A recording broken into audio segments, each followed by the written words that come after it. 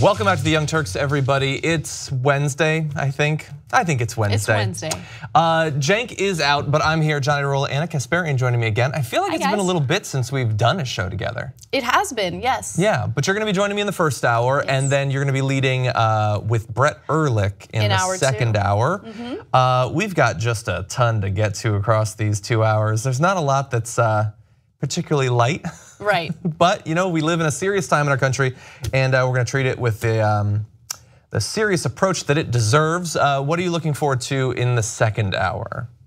What am I looking forward to in the second hour? I know that you're excited in the first hour about an update. Not excited, but you're very interested in an update on the civil asset forfeiture law. To be quite honest with you, approach, I'm always excited about covering the stories that we put in our rundown, but I'm excited to do the show with Brett. Oh, I see. Brett's the part of it I'm not. No, I'm kidding. John, I'm kidding. It's always a pleasure to do the show with you. But Brett's funny. Yeah. Okay. He is funny. I will give you that. Yeah. And I will admit up front, sometimes people say that we don't cover the most important pressing news, and today that is going to be true. Tucker Carlson had an awesome breakdown of one of the biggest threats facing America, and that's gypsies. And we're not going to be talking about it in any detail today. He's concerned. So I apologize to our audience, okay? You're gonna have to go elsewhere for your gypsy news today. I'm not even joking. Him and Breitbart and Fox News and the Daily Caller are all talking about gypsies. It's 2017, nothing makes any sense. Anyway, why don't we jump into the big news of the day, some of the biggest policies under consideration right now. Donald Trump and the GOP are effectively openly feuding at this point about whose fault it is that Trump Care failed, that it looks like it's not going to be passed, and what the path forward should be. There's multiple options being advocated for, in most cases mutually exclusive options being advocated for by the same person, Donald Trump, who, depending on what hour you check in with him on, it's impossible to say what he thinks should be done. He thinks big things. Tremendous things. Big things, things that can't fit within one brain. He says repeal and replace with something like Trump Care, even though he doesn't seem to know what that is. Repeal and then wait and then replace someday. Just repeal, don't repeal at all, just let it fail on its own, which will happen now. Or wait, maybe it'll actually happen in 6 months, and so we'll just wait until the midterms and then get more Republican senators, and then we can replace it. Or we need to pass the bill, we're gonna repeal and replace actually. And all of that inside of about 27 hours. Yeah. And so if you're a senator on the Republican side or a congressperson, I have no idea what you're supposed to think or what you're supposed to do in trying to parse all that. Right, because, well, here's what I think you should do if you are a Republican senator or if you're a senator, period. If you are an elected official, don't listen to Trump's threats. Don't listen to what he wants and don't try to appease him because he very clearly doesn't care about being loyal to you or looking out for you. Listen to your constituents and what they want, and I think that's what's happening. Tax cuts for the wealthiest Americans, clearly.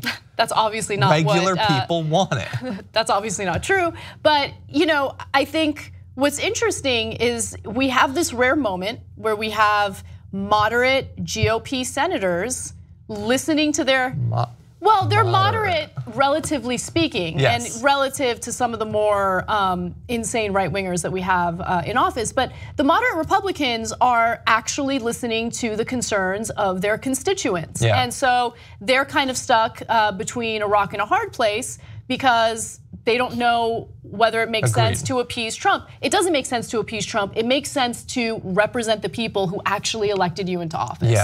Yeah. So look, he had a big meeting with many of the senators, some of the senators who were considered no votes on various proposals, because as I said, there are many at this point. And so I want to go through a couple of videos, some of the highlights from this meeting. So first of all, in this video, you'll see an indication that Donald Trump still thinks that they can push through and do something soon, actually before the August recess. Here are his thoughts on that. We have no choice. We have to repeal and replace Obamacare. We can repeal it, but the best is repeal and replace, and let's get going. But I'm ready to act. For 7 years, you promised the American people that you would repeal Obamacare. People are hurting. Inaction is not an option. And frankly, I don't think we should leave town unless we have a health insurance plan unless we can give our people great health care. Well, see, really fast, that's interesting because he's saying the senators shouldn't leave town for their August recess unless we have a plan. It'll be interesting to see if he can forego leaving this weekend to play golf. We'll find out. Is he gonna leave or not? But as I said earlier, a couple of the senators who he is most trying to get over onto his side are not only at the meeting, but actually sitting right next to him, and look at an interaction with Senator Heller that he had. The other night, I was very surprised when I heard a couple of my friends, they really were and are. They might not be very much longer, but that's all right. I think I have to get them back. That's right. Well, no, you didn't go out there. This was the one we were worried about. You weren't there, but you're going to be. Look, he wants to remain a senator, doesn't he? Okay. And I think the people of your state, which I know very well, I think they're going to appreciate what you hopefully will do. Well, what he did, thankfully, was stop the law from being passed, right, which I'm sure they will appreciate. Right. Look, make no mistake, if his constituents were clear about how they wanted to repeal the Affordable Care Act and replace it with what the Senate had proposed, he would have done it. But he didn't do it because he listened to his constituents. So for those constituents, my question to you is, don't you find it insulting that Trump is essentially threatening his position as a senator there, right? Essentially telling you as an American voter that your vote is not as important, that your opinions are not as important, that your best interests are not as important. What's important is that this senator listened to the wants and the needs of Donald Trump just so he can point at how he supposedly made a deal, that he actually did something. Exactly. Yeah. So I want to go to one more video from him because, as I said, he keeps jumping from repeal to repeal and replace and back and forth as if those things are very similar. So let's go to one more video of Donald Trump. And we should hammer this out and get it done. And not just a repeal. Hey, it was sort of early on, along with a few of the other folks at the table. The repeal was fine. I was with it. But we ought to get more than I think the people of this country need more than a repeal. They need a repeal and a replace. And we were very, very close. And see, that statement there scares me. I mean, you're not going to be surprised to find out that he doesn't know anything about healthcare policy or health insurance. But he's talking about those terms as if the word repeal and the word replace have independent meaning in regard to health insurance. As if we need a replace. But you're talking about it as like, maybe we just get repeal, maybe we get repeal and replace. Well, those are fundamentally different approaches or answers to the question of what is wrong with the American healthcare system. Okay, if you think that repeal is what needs to happen, then you think that the ACA, Obamacare, is the cause of our problems, and government regulation getting involved with health insurance companies, that is the problem. That's driving up premiums or whatever things you think it's doing. Repeal and replace implies that independent of the ACA, there are problems with our health insurance and healthcare industry, and government does need to get involved, perhaps in a different way than the ACA, to fix those problems. And that's why replace can mean 100 different things. It can mean we repeal most of Obamacare and we give hundreds of billions of dollars of tax cuts to the richest Americans, or it means we replace Obamacare with single payer. You can input almost anything into that word. But his understanding of it is shallower than the water that robot committed suicide in yesterday. And he's the person who's supposed to be helping the Republicans to get it done. That is horrifying. Right, and there's also a complete lack of understanding how government works, because in that last video that we played for you guys, he makes it seem as though they were seconds away with coming up with a replacement plan for the Affordable Care Act. But that's not how government works. House has its version. The Senate was supposed to vote in favor of their version. Yeah. Obviously, there are differences between the two, and then they come together and negotiate and come up with a plan that they both the House and the Senate can agree on. That's how Congress works. But he seems, I don't know if he is unaware of that, or if he likes to play the role of stupid because he thinks that appeals to some of his voters. I don't know. I grew up with some people like that. It's possible. It's possible. I mean, it could be part of his strategy. I have no idea. But Congress is not anywhere close to coming up with a replacement plan for the Affordable Care Act. In fact, they're not even close to deciding what they want to do. If they want to just repeal it, if they want to keep it in place. it's maddening. And by the way, things keep changing so quickly that it's hard for those who are supposed to do analysis and to check on these types of policies to do their job. So for instance, the CBO, this is breaking news, just released numbers on what would likely happen to Americans if they had decided to just repeal Obamacare without a replacement. The Congressional Budget Analyst estimated Wednesday that a Senate plan to repeal part of the Affordable Care Act with no immediate replacement would increase the number of people without health coverage by 17 million next year, and 32 million by the end of a decade. And so there are real ramifications to what's happening right now. Yeah. And again, there's a lot of uncertainty, there's a lot of fear, a lot of people don't know what they can expect. And keep in mind that the health insurance industry doesn't like uncertainty either. So they are likely to raise premiums to kind of make up for that uncertainty. Exactly. There's one other thing I want to talk about.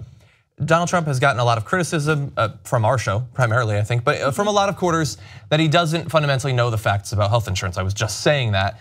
But a lot of people think that that's not just, hey, it's sad that our president doesn't know the details of one of the most important things that needs to be done, a problem that needs to be solved in America, but also that it's actually hurting his party's chance of passing some sort of alternate plan. And so he can't talk about what's in the Senate bill because he doesn't seem to understand it. If you were to give him a couple of terms, he wouldn't remember them because they're not attached to any concepts in his brain.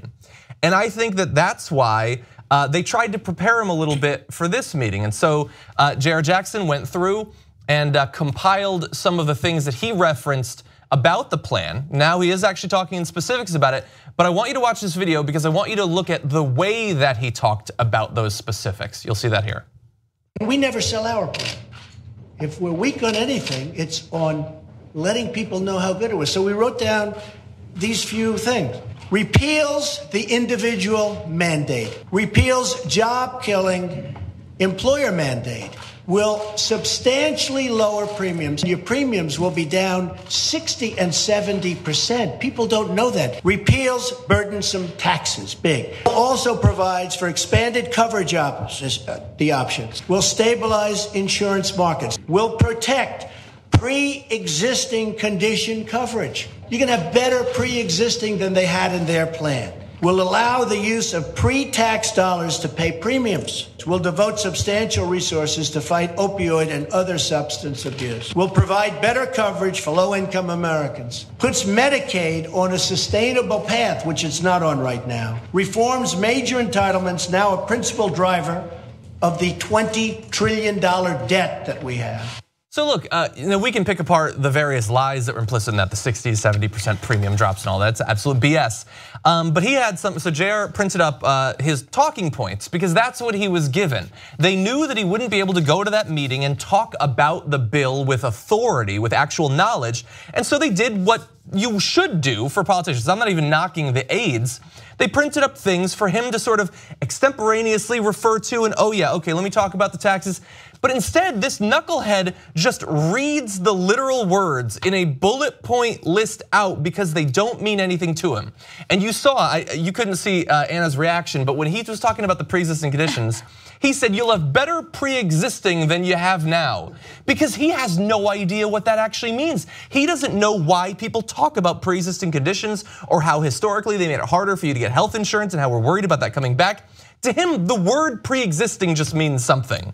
And so he just throws it out there as a buzzword. Well, we're gonna have because better this means nothing to him. Right, and it's interesting because we already know based on polling that his base has remained very loyal to him. But I'm curious what his base, if you just sit down and have a polite conversation with them, a civil discussion, and bring up the fact that he just said, it repeals the employer mandate. That essentially means that if you are a company that employs a certain number of people under the Affordable Care Act, you are required to provide health insurance, right? So he just bragged about how the replacement plan would do away with that. So your employer doesn't have to provide you that benefit.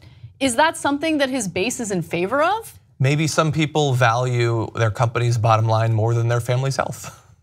I mean, I certainly think that they have been disinformed to the point that they unfortunately vote in favor of things like that without realizing how much that it would actually negatively affect them. But again, I mean, he just bragged about, yeah, your employer doesn't have to provide this benefit that would save your life. Yeah. It's insane, exactly. But whatever. I'm glad that you brought up loyalty, actually, because I want to turn to a related topic.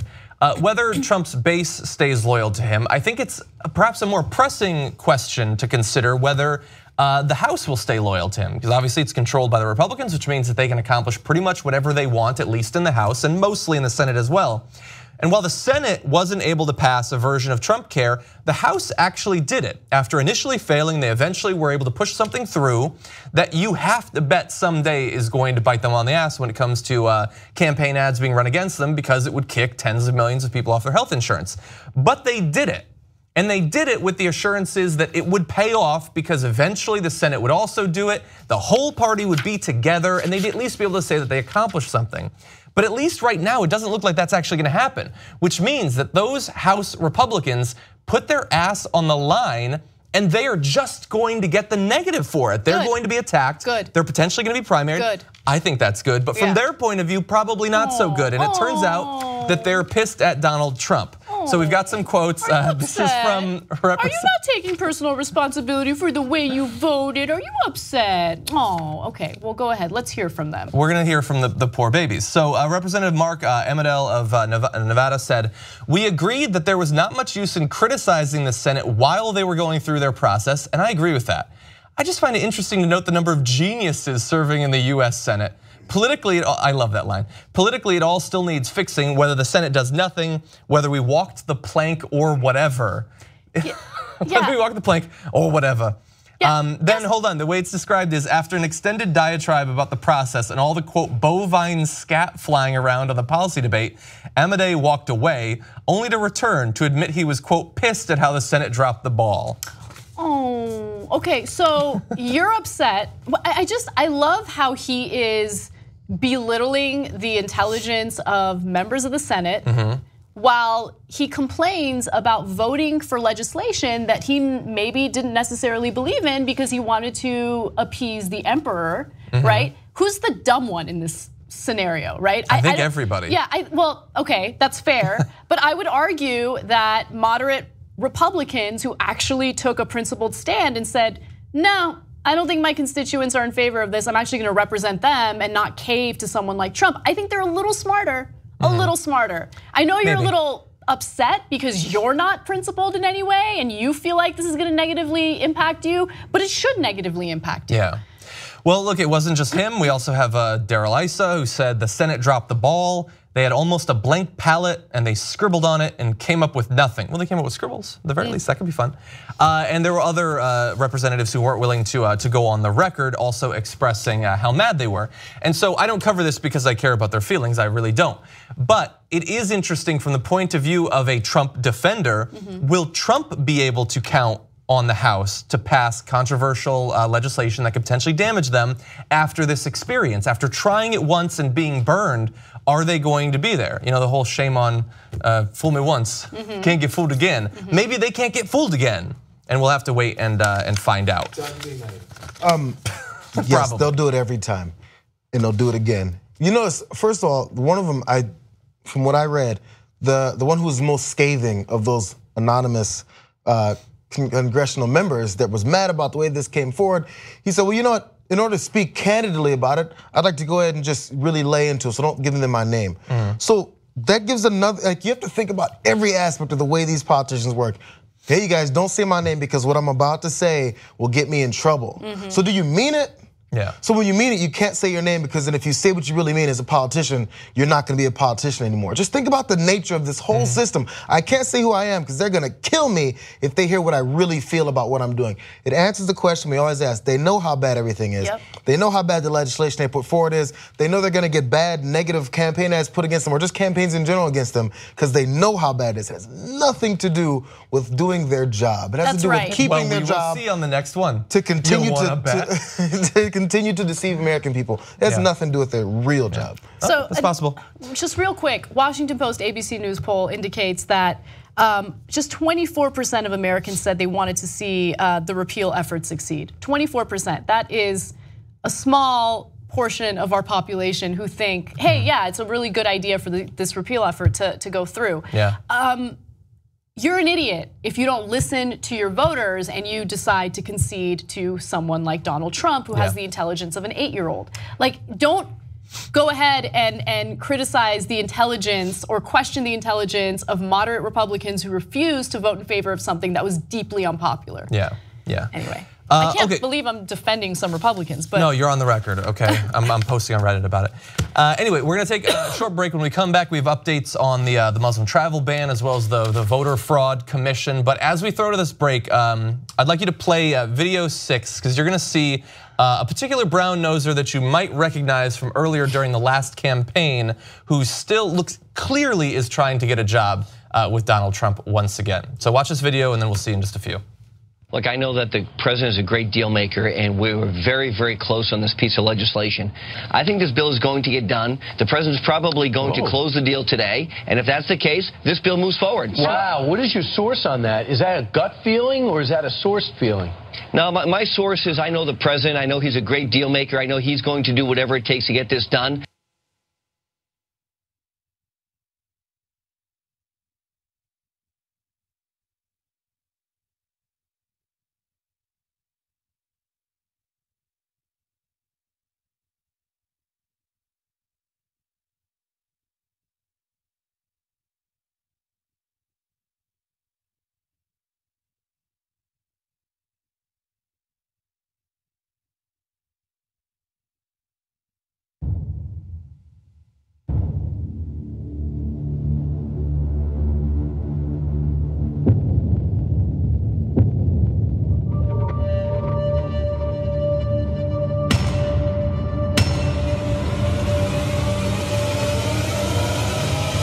He's a war hero. 5.5 years. He's a war hero because he was captured.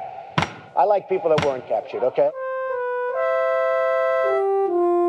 He said I had small hands. They're not small, are they? I never heard that one before. Welcome to the Control Room, exclusive members coverage of 2IT postgame live from Rebel headquarters in sunny Los Angeles. So Jason, the air is electric after yesterday's postgame. He's talking about Miami. You know, the only thing about this, Jason, is we've heard the Miami stories. I'm looking at Kasparian's interest here. She's giving him the cordial glance to the side, but I just don't know if it's really there. Oh, that's where the vagina is. Okay, that joke landed like Apollo 13 there. And then Kasparian gives him the courtesy laugh, gives him the Edwin wave. Had you had sex at that point when you took that class? Anyways, so Hold on a minute. He's found an opening. Cinnamon light Is he finding his way to come back, Jason? Unbelievable! Jack Kruger coming back with a comment. No one would have seen this coming. And he's in the mood, and there's some music in the background. He's got the sideburns, he's got the long hair in her 30s. He won't fan himself. There's no way he's ready to. I mean, I've expected. She's like, well, that was something. He's got it. Okay. It's unbelievable. Every dog has its day, and this dog is having the best day of his damn life. That was an outstanding postgame. If tonight's postgame is anything like last night's, we were in for another Exactly right, Francis. And don't forget to check out the TYT postgame after the Young Turks every weekday on TYTnetwork.com/memberslive. Hey, what's up? Aaron, what do you like better? The rabies or the rabies? Go.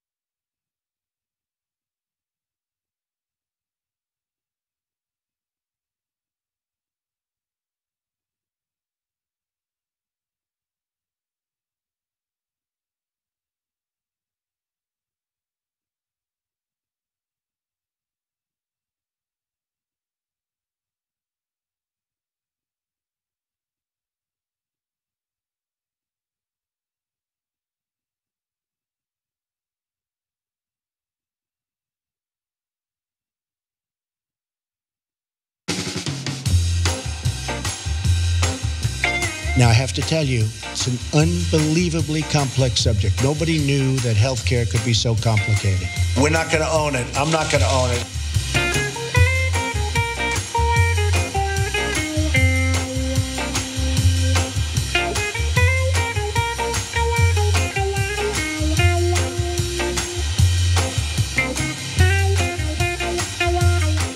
Welcome back to the show, everybody. John and Anna, you heard some quotes from Trump there, and I think it was Now This News. I saw an awesome compilation of all the times over the past year and a half that Trump said we're going to replace it, and it's going to be quick. It's going to be so easy, so fast, day one, instantly. What a goofus. Okay, we've got some tweets from you guys. I want to read hashtag TYT Live tweets. There's a lot of tweets about the attempt to do Trump care. Rory Dennis says, repeal and replace. Isn't that how Trump described his first 2 divorces? Oh! Anyway. Tosh Moore said, who thought that an imbecile would make such an incompetent president? Nobody could have known. Nobody could have known. Nobody could have known, okay? But we're finding out more every day. Idiot goes out. You're hearing more about it every day. Let's see. Nick the Gaming Pegasus says, George W. Bush was a useful idiot to the GOP. Trump isn't useful, he's just an idiot. That is totally true. And by the way, so I was scrolling through and I saw one of the past polls. I think it might have been yesterday's poll, I'm not sure. I apologize if you already heard the results, but I found them to be interesting. So the question was, do you think Fox News is turning on Donald Trump? And I know that that's Cenk's theory now. He saw a bunch of Fox hosts that were all sort of doing that. And the results were not what I expected. Yes was at 61.4%, no at 38.6%. So the majority of the audience does in fact think that Fox News, which has been big defenders of Trump for quite a while now, are turning on him. That would actually be pretty powerful if it did happen. Yeah, I mean, they weren't really in favor of him to begin with, and then certainly not at the beginning. Not at the beginning. But I think they learned to love their dear leader. The only people who are, I mean, you'll know it's bad when Steve Doocy calls him a name. Until then, I think he's still got a bastion of support on Fox News. Anyway, with that, why don't we jump back into the news? If you've been confused while trying to follow the legal developments in the court cases, the various court cases in different states around the country having to do with Donald Trump's Muslim travel ban, then I certainly can't blame you. It has been confusing. But you should bear in mind while looking at these constant back and forths that the court rulings so far in the travel restrictions haven't been any final decisions on whether they're legal. Judges are just considering whether the ban could go into effect while the litigation continued on the underlying merits of the executive order. So there are these various court challenges, and we will know definitively, or at least semi-definitively, on October 10th when the Supreme Court gives the travel ban a full review. What we've had so far are attempts to temporarily block the imposition of the entire travel ban or sections of it, to define certain terms in regard to it. But all of these back and forths are really only temporary measures until the Supreme Court does that review in October. Now, that being said, we do have another development to add on to what you'd previously learned, and this has to do with Donald Trump's attempt to block people using having grandparents and other close family members as a rationale for being allowed to enter the country. He didn't want that to be able to be the case, and the Supreme Court is not, they don't agree with him, although he did get something out of what was revealed today. So the court, in a one-page order just today, prohibited the Trump administration from banning travel by people from 6 Muslim-majority countries who have grandparents, aunts, uncles, and other extended family members or residents in the US. That's sort of the good news for those people. Unfortunately, justices said his administration could move ahead for now with plans to impose the ban on a broad group of refugees coming from multiple countries. So a little give, a little take there on the ban. So the ban is not halted. It is a little bit less strict, at least temporarily. Well, I'm just glad that Trump is using this incredibly critical time to figure out what the hell is going on, because he just needed the 6 months to figure out what the hell is going on. And he hasn't quite been in office for, oh, wait a minute. He had a lot of time to figure out what the hell is going on.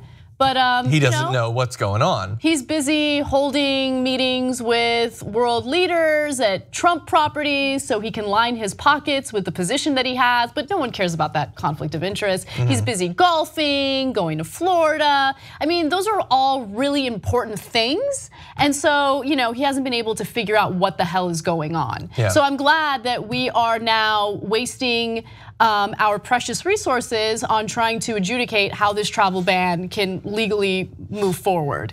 It's frustrating. I think that, his fear-mongering and the fear-mongering from the right has unfortunately worked to the point where people needlessly support this ridiculous travel ban.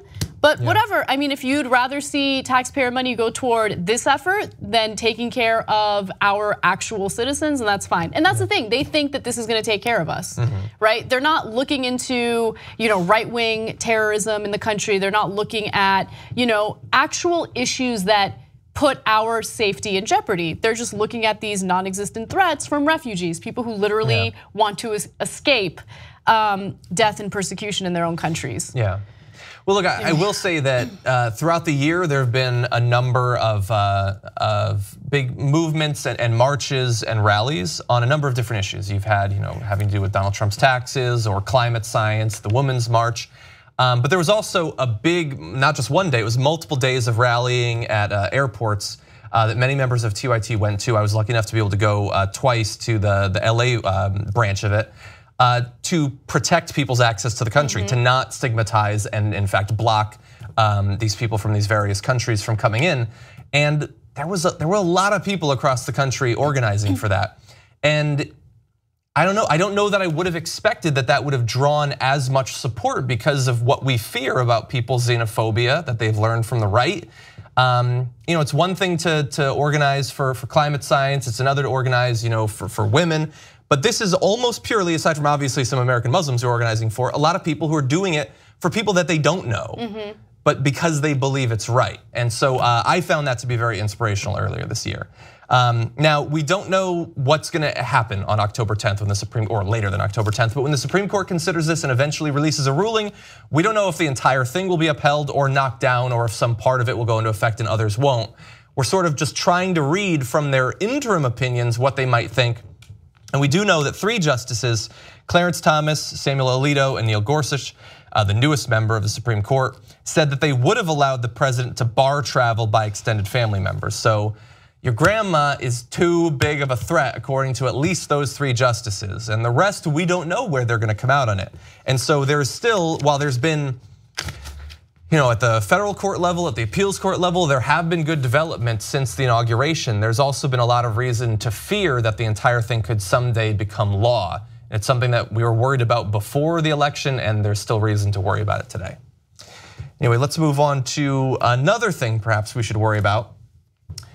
Donald Trump's voter fraud commission, or what I like to think of as the fraudulent voting commission, is still pushing forward on its quest to do 2 things: to suppress American voting in as many ways as possible, and on the other hand, to make Donald Trump feel better about losing the popular vote.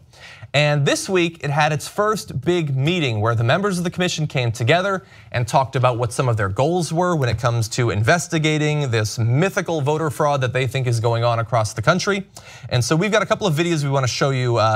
First, we've got the vice president making clear what his objective is in all this. It's the greatest privilege of my life to serve as vice president to a president who cares so deeply about the integrity of America's elections and the right of each and every American to see the sanctity of their vote protected. It is impressive that Mike Pence can keep his hair so glisteningly purely white when he just gets his face in Donald Trump's ass cheeks and just goes to town there, but it still just stays pristine. It's like an Arctic slope. Oh God, that was imagery that I did not need. But anyway, he's overjoyed because Donald Trump wants to protect the vote. That's what he wants. That's why he would choose someone like Kobach. We'll return to his record to be in charge of this thing. But there he was talking about Donald Trump. Why don't we go to a little bit of Donald Trump and he will make clear what some of his priorities are.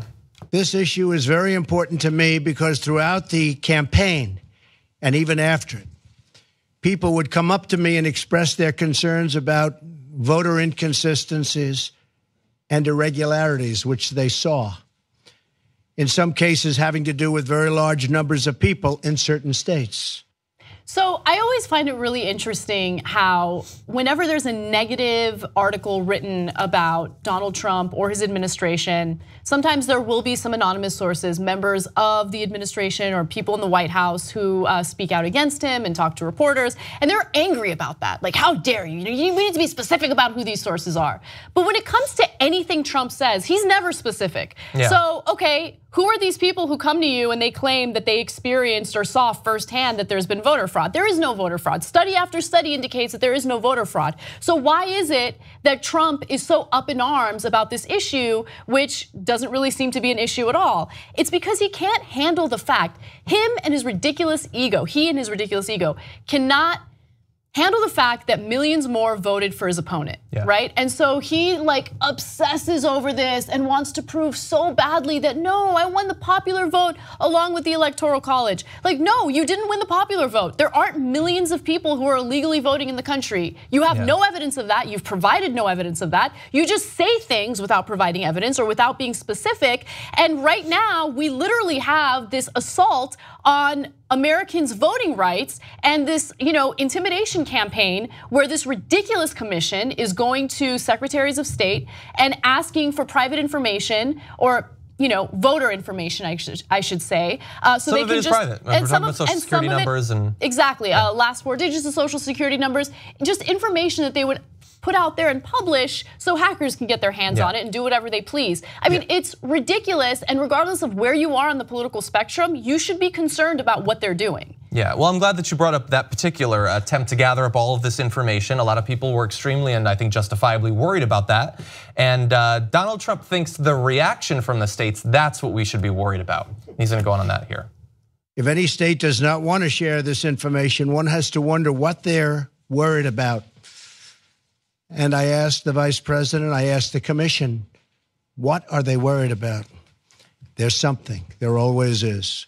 I'm actually, why don't you release your tax returns? Why won't you release your tax returns? What are you worried about, Donald Trump? What are you worried about? What's the big deal? Why don't you release those returns? Why is it that members of your administration didn't disclose these meetings with Russians? I mean, what are they worried about? Why didn't they disclose it if there wasn't any collusion going on? This only applies to voter fraud. No, I know. He is not transparent at all, and he has the audacity to say that these officials in these states who are protecting their voters are the bad guys because they have something to hide. No, they refuse to give in to your ridiculous ego fest where you can't handle the fact that millions more voted for your opponent, okay? You still won the election, you still have the opportunity to destroy this country and the world if you wanted to, right? And so, just be happy about that. Like, move on with your life. Yes, so look, I agree with you that I think for the most part, Donald Trump's personal sort of investment in this commission does have to do with his fears about being seen to be a loser in the popular vote. But that's not the part that I'm most worried about, of course, as I wasn't just joking in the beginning that it really is about those two things, his personal feelings and ego, but also about the voter suppression. And when it comes to that component, Donald Trump is not the person you need to be worried about, and Mike Pence isn't really the person you need to be worried about. There is a third person, and that is Chris Kobach, and you're gonna see him in this clip. Individual states from time to time may have investigated specific allegations of voter fraud or have done some specific investigation of voter fraud. For example, in my state of Kansas, we're engaged in litigation right now defending our proof of citizenship requirements at the time of registration. And we've engaged in extensive fact-finding for the federal courts involved and have discovered 128 specific cases of non-citizens who either registered to vote or attempted to register to vote. But that's just the tip of the iceberg. One expert in the case estimated that the total number could be in excess of 18,000 on our voter rolls. So Chris Kobach is one of perhaps the biggest liars in the entire country. His only objective as a human being is to stop as many Americans from voting as humanly possible, and he will lie brazenly to accomplish that. Chris Kobach was in a position that if there was voter fraud, actual voter fraud in his state, he was the Secretary of State, but he wasn't just the Secretary of State. In this particular area, he was a super Secretary of State because he alone amongst all the Secretaries of State across the country could actually bring charges against people who committed various forms of voter fraud. And with all of that power and all of this personal investment in tracking this down, he brought charges successfully against one person. Now, I love the concept that every vote is sacred and every vote can change the world, but I think it's exaggerating to say that his ability to find one person who broke the law is proof that we need a nationwide commission to drastically change the way America votes that is likely to disenfranchise literally hundreds of thousands or millions of Americans. So in his extended comments, Kobach talked about some of the things that you can expect out of this commission in very nice language, like accuracy of voter rolls, vote fraud, voting by mail, which is a big fear, cybersecurity and voter intimidation. And you might think, well, look, those sound like things that we should look into if you've been sort of at least passively affected by right-wing propaganda when it comes to voter fraud. But you should understand the history of Kobach. Kobach is famous for his crusade against the mobile voter program and has been sued at least 3 times for trying to make it harder to vote in his state of Kansas. The most recent concern was that he illegally blocked tens of thousands from registering before the 2016 election. And he didn't just do it in Kansas, he literally has gone around the country helping to pass state level laws to make it harder to vote in a number of different ways. Also getting involved in things like the Arizona Papers, Please law, which isn't directly necessarily voted, but he just really wanted to give the middle finger to those people. And so he's the person you need to worry about. We don't know exactly what they're gonna do to disenfranchise Americans on a mass scale, but we know what his goal is, we know what his track record is, and now he has a federal mandate to do this to the entire country. Right, and also keep in mind that this is really about a political party that understands and realizes that their constant support for corporate interests and their inability or their negligence in representing the American people is working against them, right? And so since they know that they can't get the votes that they need to stay in office the right way, right, by maintaining our democratic process, they've decided that they'll do things like redistricting or passing ridiculous voter ID laws that, oh, what a coinkydink. They specifically impact people who lean Democrat and vote for Democratic candidates. They would rather cheat than represent the American people. And that's what's really going on right now. And this whole notion of them collecting all of this private information on American voters is part of an intimidation campaign. And I applaud these secretaries of state that are saying, no, we're not giving into it. And by the way, these are not just Democrats, these are Republicans as well. And I think that it takes principle and strength to do that, to stand up to this commission, and I'm glad that they're doing it. Yeah, directly related to that, I've heard that unfortunately, because of all this news that came out about them trying to gather up this information, a lot of people have deregistered. They don't want their information to be made public in this way.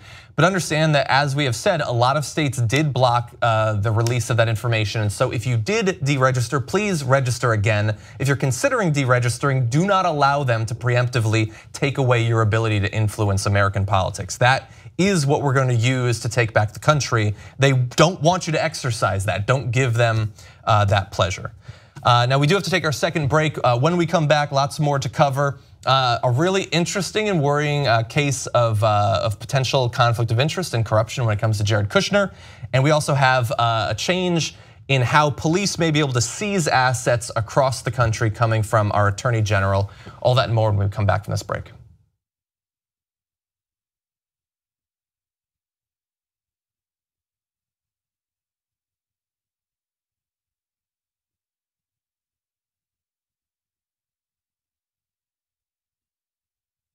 It's the post-game show. Brett Ehrlich and Kim Horcher join me. I think there's an interesting thing to be written or done about the logic of repealing EPA regulations, because that is baby killing. Yeah.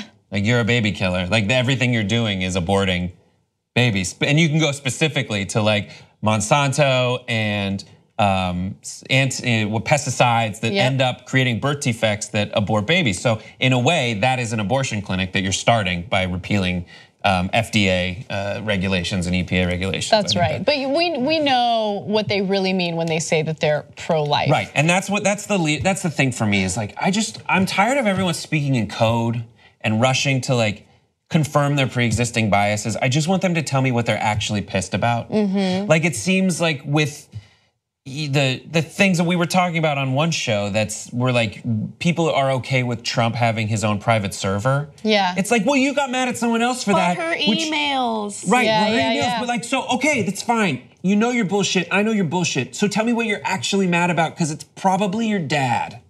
Yeah. Like, it's probably your mom and your dad, and that's why you're mad. And it's created this crazy shit from this probably very personal relationship you have with your parents. And I get it, and you're angry and frustrated, and you're talking in strange codes and giving certain people passes and other people not. You read headlines and articles in this sprint to find some way to confirm what you already believe. Yeah. And you stop when you get it, and you don't read the end of it. Like, I get it, but tell me what you're actually mad about. Can we, okay, you know what? This is a good therapeutic exercise to close out the postgame show. Why don't we each state what we are the most angry about? I'm the most angry about boycotts right now.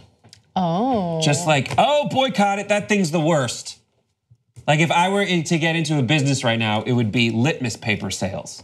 Because everyone's like, litmus test on that, fuck you, boycott, delete. Yeah. And it's like, read the history of boycotts, which ones are good and which ones are like, you weren't gonna buy that shit anyway. I am angry about willful ignorance. I am angry about throwing away data that we have applied intellectual power to for a reason. I am tired of the rejection of intellectualism or deciding that intellectual people are elitist or somehow they think they're better than you. Maybe they are, they know things, and you should try to know things about something. Forcing yourself into the dark is never going to bring us forward. It's never going to end up with a positive result.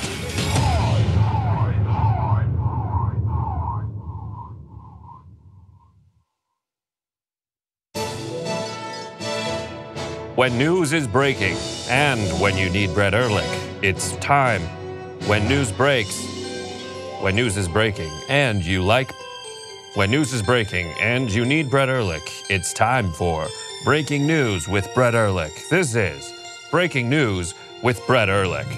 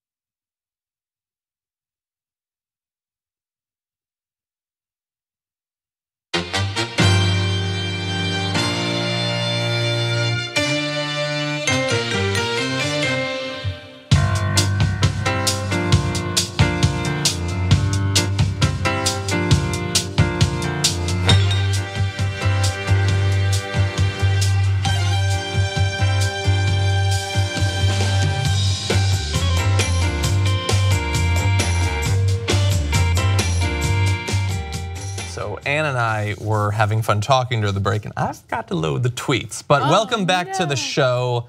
We're gonna have, I think, 2 more stories for you. I'm excited about both. I wish we could get to the last one, but that's probably gonna have to wait until tomorrow.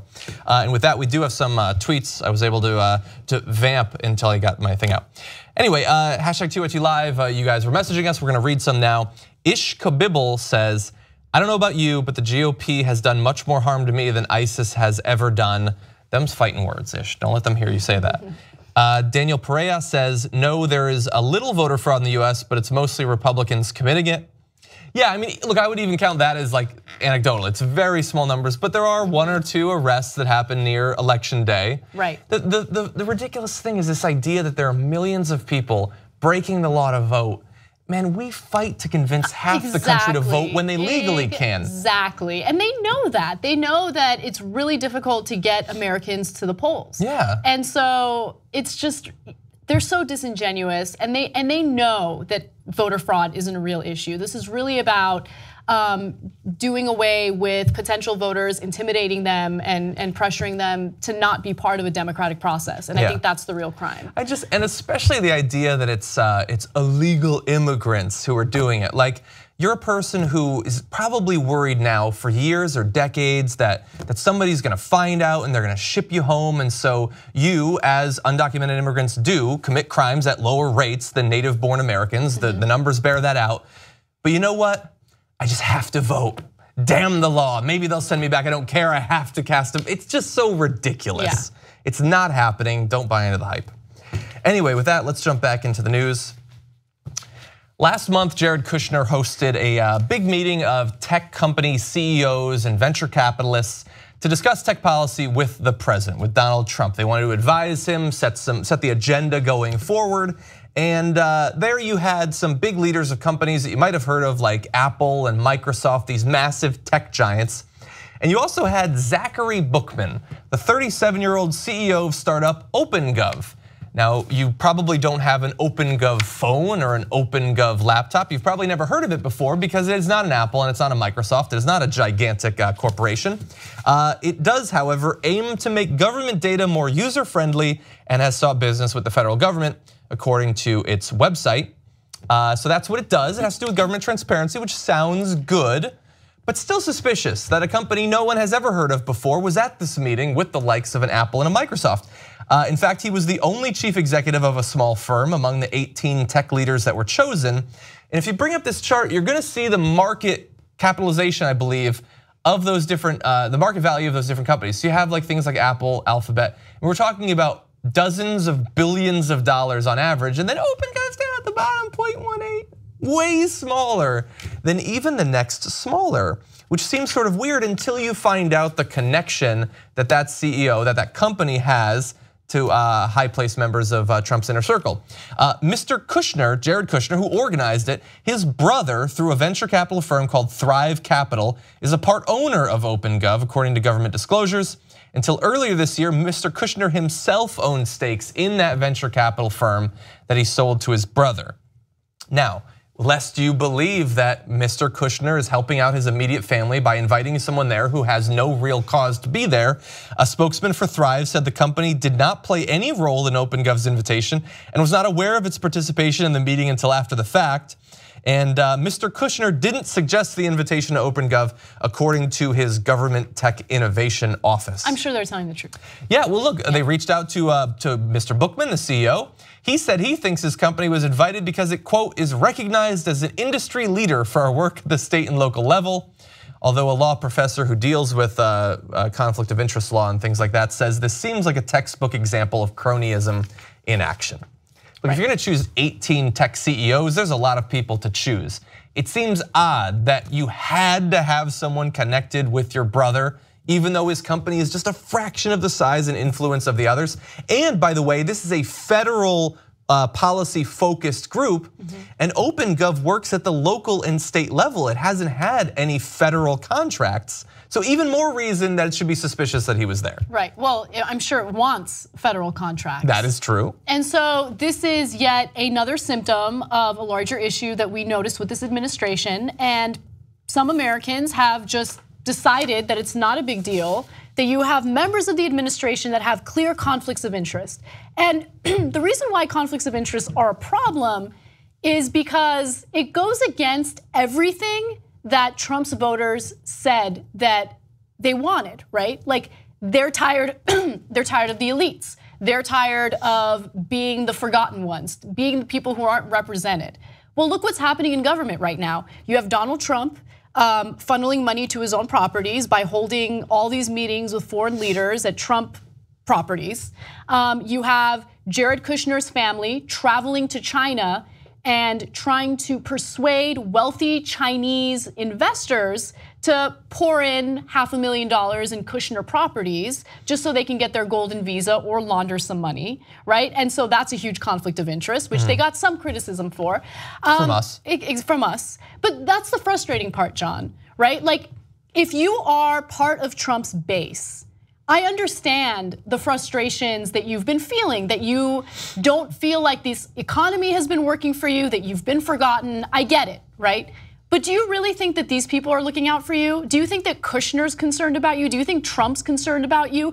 Time and time again, they've proven to us that they have used their position of power to funnel money and line their own pockets. Yes. Right? And that's exactly what's happening here. Here is this startup company that's tiny, minuscule, honestly has no business being at this meeting. And the reason why they went there and had that opportunity was because of their ties to the Kushner family. Yeah, look, I try to be fair with any person or organization other than Donald Trump. And so I looked into this company, and in some cases it looks like they've done fine work. They did some work for a state, I think it was Ohio, I apologize, I didn't write it down, so don't quote me, but their ranking in terms of government transparency on the state level was pretty bad. They implemented this new software and they shot up the list there.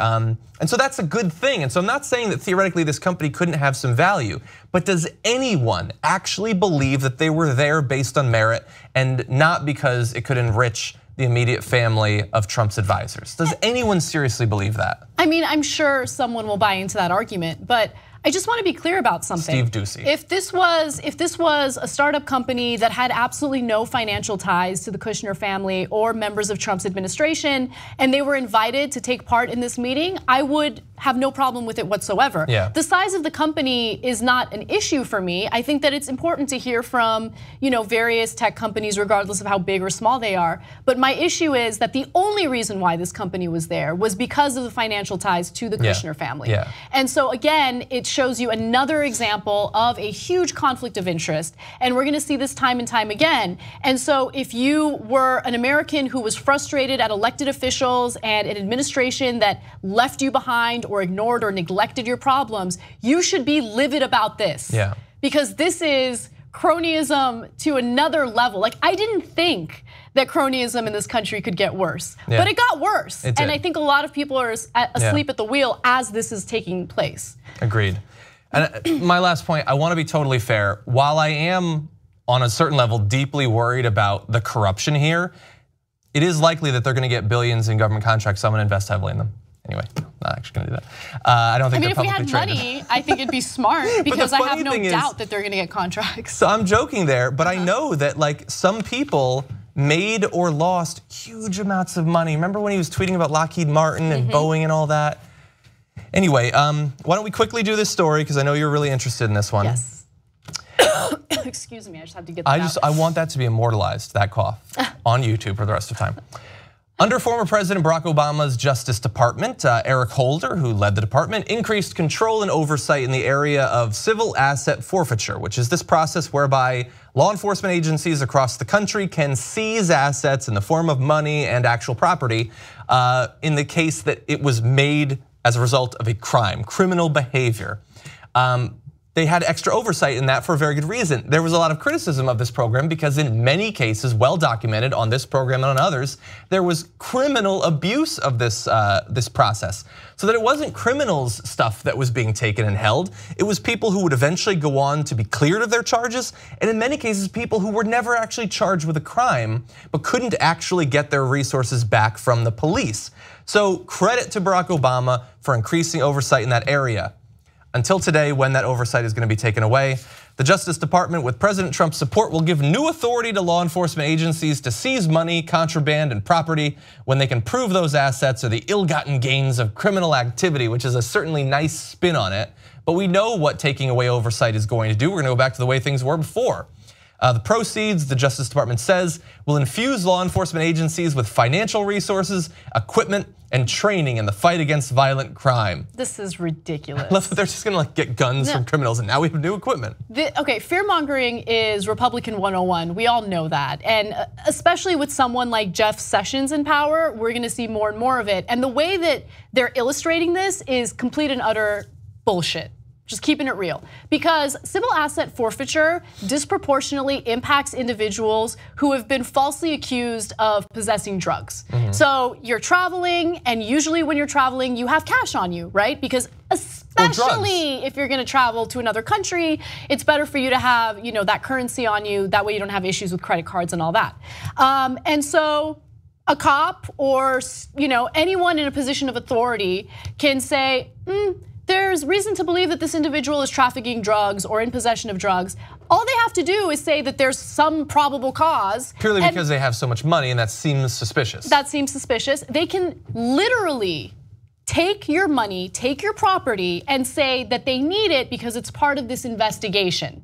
And they'll do an investigation, find out that you're completely innocent, but they still hold on to those assets. They don't give it back in a lot of cases, which is something, as you mentioned, we talked about on the show a great deal. And so, look, the Obama administration, in my opinion, didn't do enough on a number of issues, but at least when it came to certain justice system related issues, they did some good things like phasing out private prisons on a federal level and then kind of trying to reform civil asset forfeiture. But then you have Trump's administration coming into power and they love civil asset forfeiture. Police organizations and departments throughout the country love it because that's how they line their pockets, right? They're underfunded, okay, civil asset forfeiture. We can just collect people's property and then pay ourselves back with this. And it's been happening for a long time. And so we're shaking Americans down and taking their property when they're not even criminals and they haven't done anything wrong. And again, it disproportionately impacts people who have been accused of having possession of drugs. That is not a violent crime. So when they say that they're doing this to combat violent crime, they're lying to you. Yeah, well, and think about how fundamentally regressive it is. I mean, first of all, it's not like a banker is suspected of a crime and so they seize his Jag. Like, they're not doing that. It's only gonna be the poorest Americans who are ever gonna be targeted in the first place. And then theoretically, you have the ability to challenge that forfeiture, especially if you didn't commit a crime, and get it back. If you have the resources to actually do that in time and legal fees. And the poorest Americans are unlikely to have that. And so this is a fundamentally regressive way to fund police departments that at the federal level and unfortunately at the state and local level is very popular. And that's why it was to the credit of Eric Holder and Barack Obama to fight against it, at least to start that process. And so unfortunately, it looks like we're gonna go racing right back into the past, into the dark past of the American criminal justice system. No one should have been surprised. Probably not. Yeah. Unfortunately, we are gonna have to break now for the second hour. I'm going to be moseying on down the dusty trail. But you're gonna be taking over. Brett Ehrlich of TYT Network's Pop Trigger's gonna be joining us. A lot of awesome stories to cover there. So stay with us.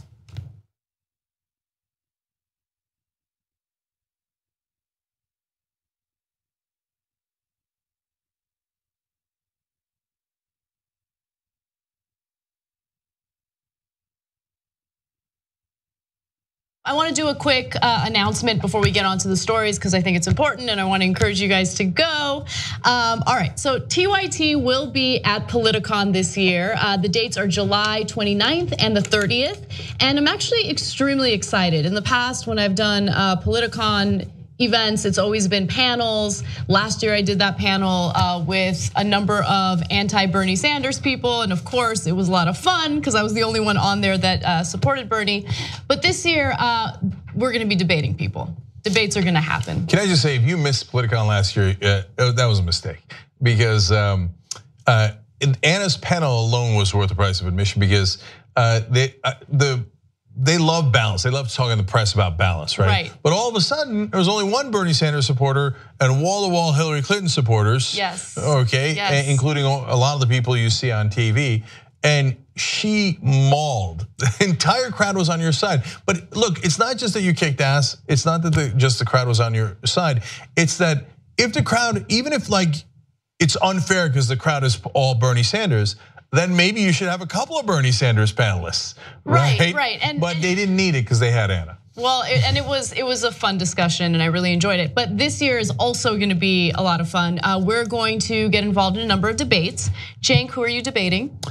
Oh boy, here we go. Buckle up, everybody. You asked for it, you're gonna get it. Ben Shapiro. Okay. Bloop, bloop, bloop, bloop, bloop. All right. Right-wingers have been asking for quite some time. Come and see. All right, and I will be debating Ann Coulter. Damn. Ann versus Anna. Anna versus Ann. It's gonna be fun, I can't wait. And Hassan will also be there and he is also debating someone who is a millennial who is very much against millennials. Like that's his whole shtick, so that should be a lot of fun as well. That ought to be great. Woke Bay versus Sleepy Bay. Anyway, you guys can get your tickets by going to politicon.com/TYT. Politicon.com/TYT. It takes place in Pasadena, California. We really hope to see you guys there, so definitely check it out. And if you're watching this as a video on YouTube or Facebook, we'll have the link down below for you guys. Hey Elle, I can't remember. Is there a specific blur we use for Miley Cyrus's butthole? Is it like a Gaussian or a mosaic or compound?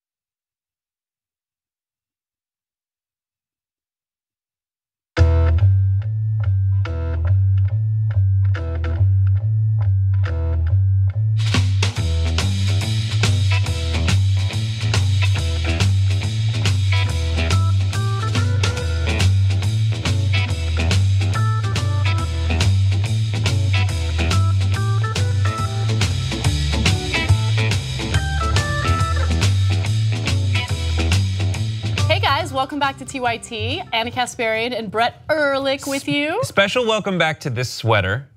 Which I wore, I think, for 700 days in a row on the show. It felt like it, yes. I did not know I was going to be on the show until I was driving into work for something else. And so I was like, I wasn't prepared to look a certain amount of nice. And so I called in my good buddy, the sweater.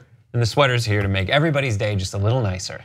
I'm actually thinking about buying like drawers to put under my desk that have clothes in them, clothes and makeup. That way, on hectic days, I can just show up and I can get ready here. That's what Don Draper did.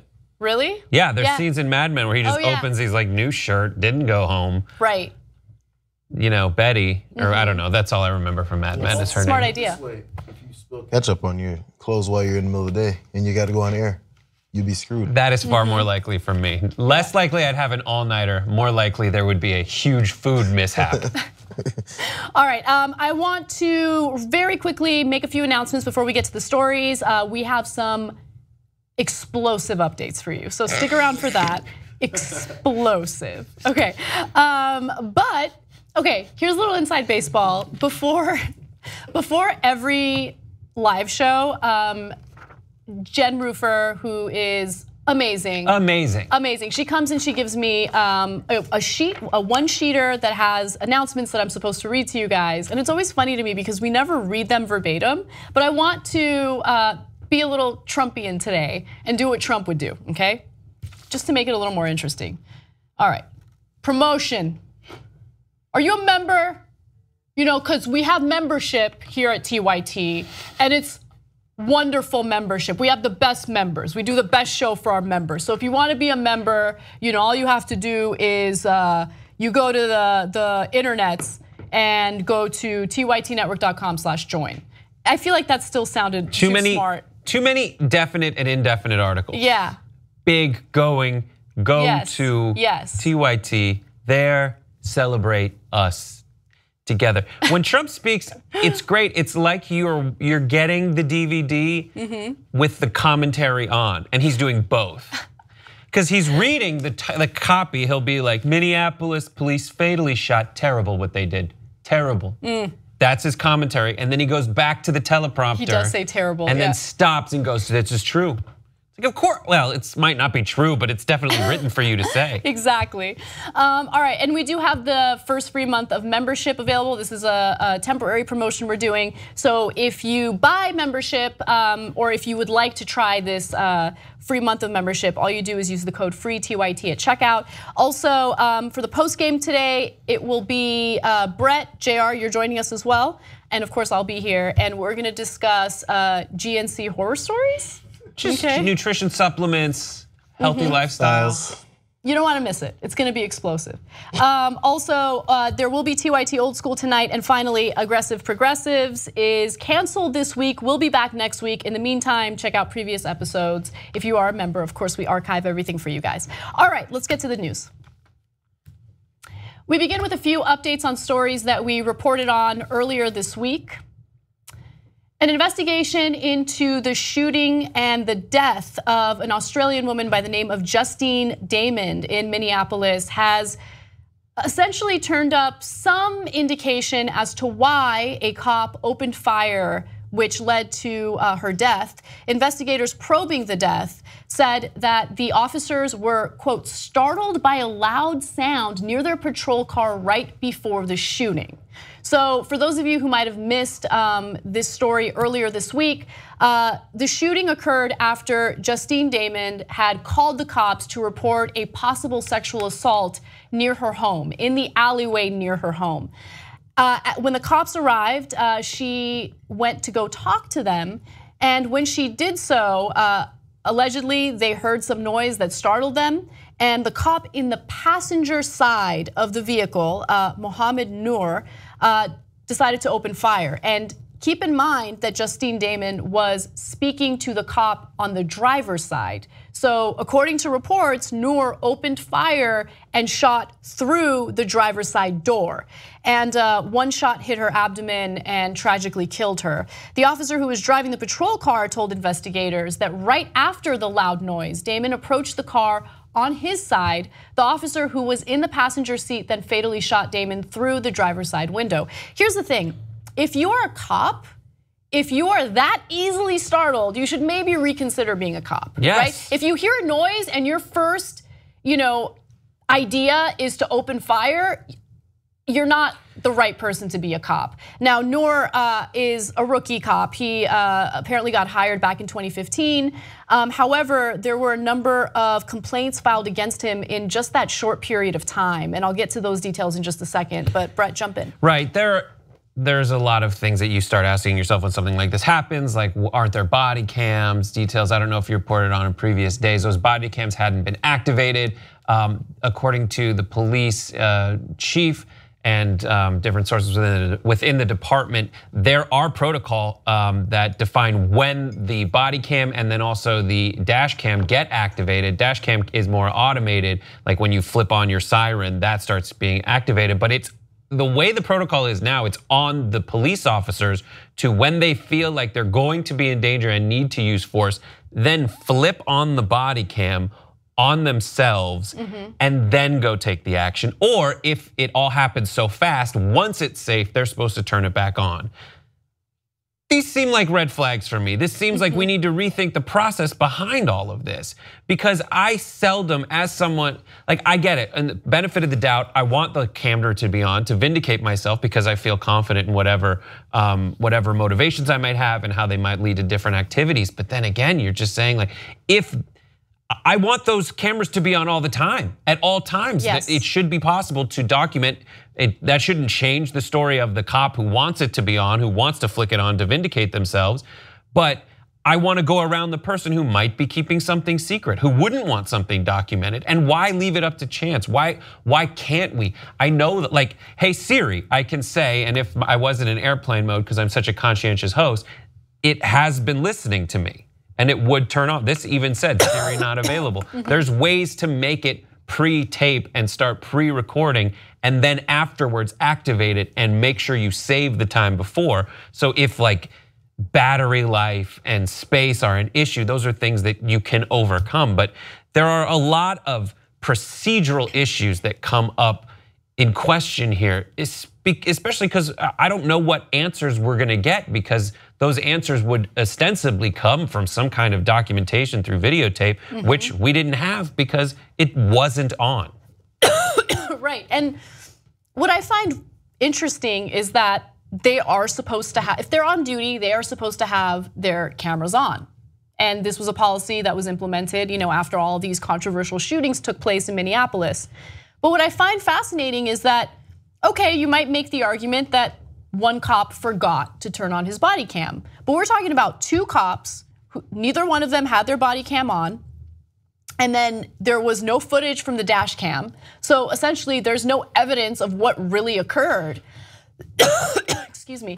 And so people are understandably frustrated at the lack of transparency, the lack of details regarding what happened, and an innocent, nonviolent, loving, passionate, great person died that night after they made the mistake of calling cops to report a possible sexual assault in the alleyway. Yeah. And that's look, not only did someone lose their life, but think about what kind of messaging this sends to people who are already a little, skeptical about cops. Like, are you gonna trust cops?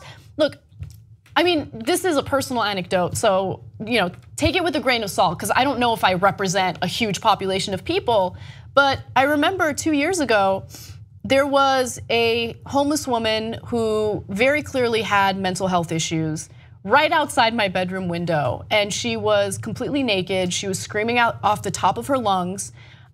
She found like a hose across the street from where we were living and just started like hosing herself off. She's completely naked and she's screaming. And so I didn't know what to do when I thought about calling the cops, and then I realized, no, I am not gonna call the cops. I don't know how they're gonna handle this situation. And that's coming from me, and I'm obviously from a place of privilege, right? I didn't grow up fearing the cops. I didn't worry about retaliation from cops or any type of harassment from them. But you hear about stories like this, and it makes you wonder or question whether or not, calling them is the best solution for an issue like that. I get that reticence, and again, there's also things like when the cops come, if they're dealing with that kind of a situation day in, day out. There's correlations that I've seen where if like cops respond to a call like a suicide on one day, the next day they're more likely to have a higher level response disproportionate to what's going on. So there's a lot that I just feel like we keep hearing and keeps getting said. In this situation, I reiterate all those things. And I don't want to get into like, I definitely hear what you say about like the police officer who, how could you be rattled? Because ostensibly we have situations in place for once you get rattled, dash cams on, everything going on. Right. How are you that easily startled? And a loud noise, and the fact that it takes days for this kind of information to come out, and now the only information that we have is coming from that police officer. Luckily, it seems that the chief of police is ordering an independent investigation, because that's another thing that we hear so often in these in situations where there's police have seemed to have shot someone who didn't do anything. Right. And just to be clear, the officer who opened fire, Mohammed Noor, is refusing to talk to investigators, and investigators can't compel him or force him to speak. However, Matthew Harity, who is the other cop that was present during that encounter, he was the driver of the patrol car.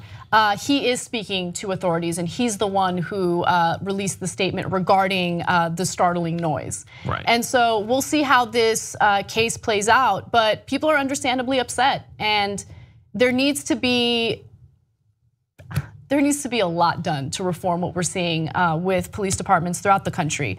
By the way, one other quick thing I wanted to mention is Noor has had a history of complaints, even though he was hired back in 2015. He's only been a cop for a short period of time.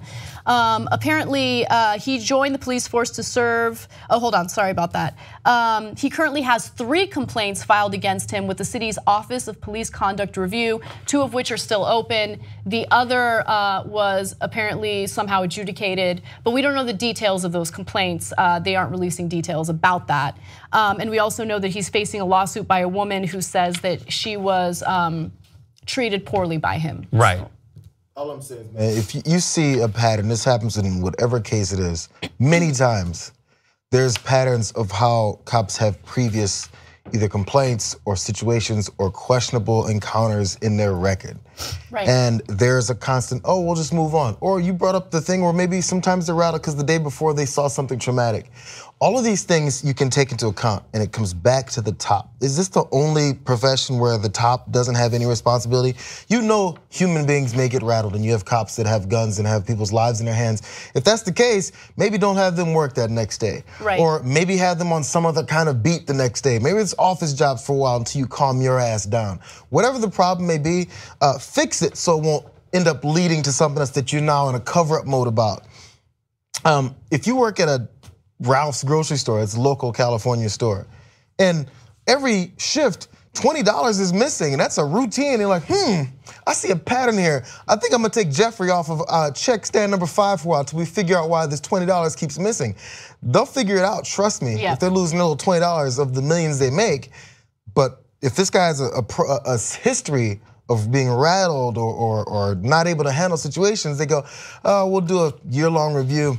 Let them go back out there until we figure something else out. That isn't as important as losing a couple dollars. Yeah, and other jobs. When someone is under an open investigation that hasn't been closed yet, they're pulled off duty. Like right now, the guy's off duty because of something like this. Why did it take this? I know that I would imagine that when you work a job like being a police officer, along the way, people are going to be upset with you no matter what, you know? And so there will be erroneous claims made, but like, have a way of classifying it so that we can not have someone out there when a pattern may or may not be establishing itself. But I am at least heartened by this independent investigation that they're bringing, because so often it seems like a lot of police officers have said it themselves, as well as outside watchdog groups have said. So often it's people within the same department who are investigating people they work with on a daily basis, whether it's the local law enforcement officials or the district attorney. And it is nice to hear that the chief of police is bringing in someone else to conduct an independent investigation. But so often I also hear the investigation happened. It seems like 6 or 7 months have passed since this was in the news, and we'll try to slip it in on a Friday that nothing is going to come of this. Yeah, and I hope we see that happen far too often. Well, we do have another case involving a cop that should give you a little bit of hope because of what I consider to be an unusual outcome so far.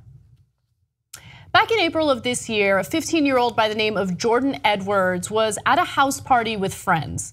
Now, cops were called to that house party, and he and his friends decided to get into the car and drive away so they don't get into any trouble, I'm guessing.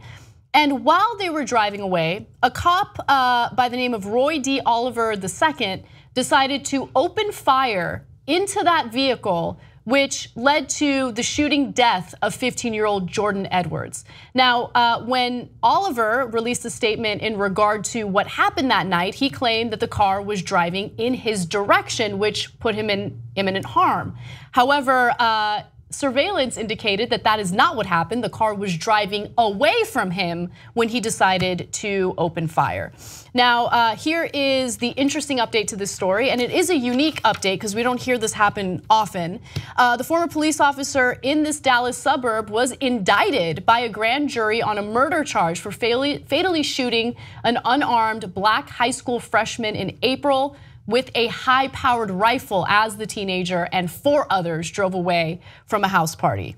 He's also indicted on 4 counts of aggravated assault with a deadly weapon by a public servant. And if you think those charges are in connection to what happened to Jordan Edwards, you would be wrong. That actually has to do with a separate incident where he was off duty in plain clothes and happened to get into a car accident and allegedly threatened the person that he got into an accident with his weapon. So he's facing charges for that as well. Now, if convicted of murder, Mr. Oliver, who's 37 years old, could face a prison term of 5 to 99 years or life, the same range as the aggravated assault charges. 5 to 99 years. It's a small window. I know, it's really weird What? How there's that huge disparity there. I don't know what it's like there. I know in California, it's like they do it in tiers. So they'll be like, the judge will make a recommendation to say like this is the lower tier, middle tier, and higher tier of sentencing. But I mean, come on. It was my reaction. This guy, we monitor so much in this country. We monitor the behavior of people online, things get flagged, you get put on lists. This guy allegedly got in an accident and pulled out his gun on someone before this happened, while he was off duty. That's right. That's a red flag. You know, it's interesting because Right? I think about the double standard that every single person who's not a cop has to deal with, and I think it's a double standard that makes sense. So for instance- Strike one. Jake and I are close, right? And I feel like I can argue with him and I can say whatever I need to say and I don't have to worry about retaliation. However, if news broke that I pulled out a gun on someone that I had gotten into an accident with, pretty sure Jake would really consider or reconsider my position here at TYT, right? Because it doesn't seem like I have, I'm in the right mental state to do my job. But for some reason with cops, it's like, oh, pulled a gun? I mean, did she piss you off though? Yeah. It's absurd. These are people who are given the title of protecting and serving, and you don't protect and serve by losing your temper at the scene of an accident and threatening someone's life with a gun, allegedly. Yeah, and I mean, guy was in Iraq. I don't know what's happening, if he had some kind of traumatic event while he was there. Let's figure it out and then communicate what we figured out to all of us. Yeah. So I can then see stories like this and they say, this off-duty police officer is undergoing counseling, or I don't see something like this. Or when I see if I see a story that says, was it an accident, pulled a gun on someone, then that person was put into counseling, taken off the beat, fired from his job. Isn't allowed to just like have a gun because he seems to pull it on people when he gets in an accident with them. Stop it there at worst. Don't let it keep going. Don't let the instinct be, well, he's one of us. He got a gun, it's different for him. I don't want this third time because the third time's a harm. Right. Third time's when he pulls a gun, not just any gun, an AR-15, and just starts shooting at a car that's driving away from him. With perceived impunity. It's crazy. I don't like it, and it's tough. Let's figure it out. I'm not saying he's evil. Maybe he went through some stuff, but let's at least just figure it out. Right. All right, we got to take our first break. Tweet to us using the hashtag TYT Live. And when we come back, an update on the R. Kelly story that we reported on earlier. A woman has spoken out in regard to the accusations that he has held women captive as sex slaves. And then later on, conservatives in Hawaii are a little salty about a new law. I'm going to tell you what that law is. And then later, some interesting news regarding student loan debt. Come right back.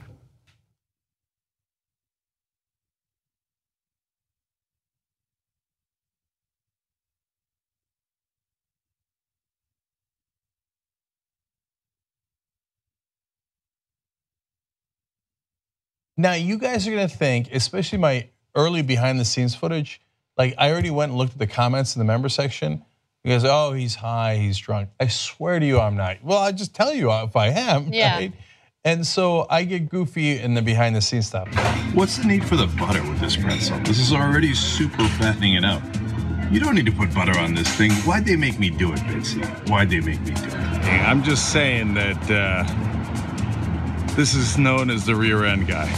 There's no way that every person he knows doesn't call him the rear end guy. I want you guys to see if you could see the lightning bugs. Whoa. Light them up. Light them up. Is it true, Bitsy? I will now watch it later. Bitsy, this is my cat. You know what his name is? Kiki Cat. Imagine him, isn't it? Hey, Kiki Cat. Kiki Cat. All right, this is Kiki Cat signing out.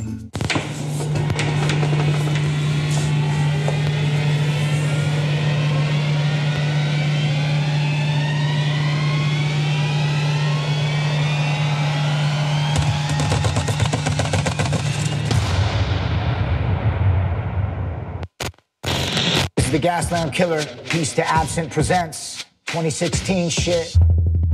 I like drums. I like big drums.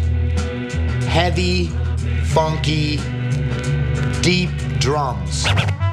I'm not classically trained. I just started out as a record collector. I have synthesizers. I have all these modular synths and fun DJ tools that I use to make psychedelic sounds. It's not just the music.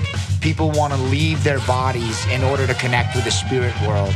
And when you're making music, it's a similar kind of thing. You want to escape your day-to-day to leaving this shit behind and finding more of a deeper place to create from. That is the essence of Gaslamp Killer music.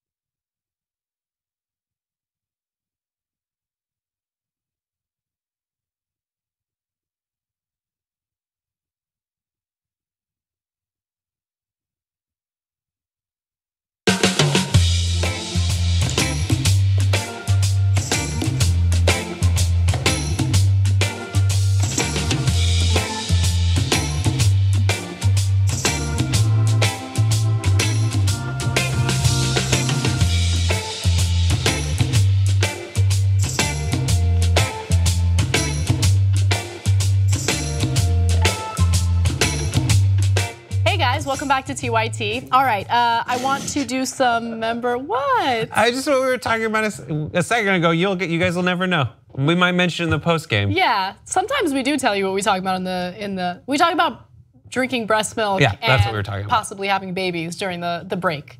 But you got to be a member to get the deets. You know what I'm saying? tytnetwork.com/join. Okay, member shout outs because you guys are the best. Stavros Paterakis is one of our members, and you are the backbone of TYT. Like without you guys, I would be concerned because we wouldn't be able to function or operate or do anything that we're doing now. Also, Bill Jameson, thank you so much for supporting us and keeping us independent. Here are some TYT live tweets. The great Derp says, so now cops don't even need to be scared of the person in question. Now they can just shoot because they're scared by a loud noise. I think what I worry about is that it's gonna work with some jurors if this, Does it go to a jury, If it goes to a grand jury, because all cops really have to say, and I'm not just saying this, it's based on a pattern that we've all noticed. I feared for my life. Oh, you feared for your life. Okay, well then in that case you can shoot and kill anyone. It's just such a sad story. They're just such sad stories. That was the thing. When I first saw these as the ones we were covering, I just thought, I have that initial shock where it's like, these are so terrible. I don't know what I'm gonna say about them. Then you do some research and there's some silver linings to how it's being handled that doesn't undo the tragedy of the original event, but then you really have to find ways, and that's what this show I think is all about, is finding ways to make change, to hold people accountable for bad actions, and that's where I get my solace. Yep. Cops can fear for their lives while they're doing their job, fine. But civilians, if they go, well, the cops ran by, I was kind of scared. They're like, oh, what are you talking about? The cops are there to protect you. Right. Why can't I fear for my life? You get to, but I don't get to. I'm being irrational. But you just get to say it, and just it's fine. Charles W. Drew some interesting parallels that I want to share with you guys. He says, it's funny how similar the behavior of police departments over these cops are to the Catholic Church on sexual abuse. Ignore it. Cover it up, brush it under the rug. You're right, and I think the Catholic Church lost a lot of believers because of the way that they handled those rape cases, And anyway, all right, let's move on to other news. It's all depressing and devastating. Earlier this week, there was an explosive piece written in BuzzFeed in regard to R. Kelly and how parents have alleged or accused him of holding young women captive as sex slaves. Now, one of the women who is allegedly held captive is Jocelyn Savage, and she released a video claiming that, no, my parents are overreacting. I'm here because I want to be here. Now, whether or not she's telling the truth is up in the air. It's something that a lot of people are questioning, but I do want to show you 2 parts of the video so you can judge for yourself. Here is the first portion of that video. That I'm in a happy place with my life and I'm not being brainwashed or anything like that. It just came to a point where it definitely has gotten out of hand. So, I just want everybody to know, my parents and everybody in the world, that I am totally fine. I'm happy where I'm at and everything is okay with me. So you are not being held against your will or doing anything that you do not want to do? Oh, no, not at all. I've never been feeling hostage or anything like that in that nature, never.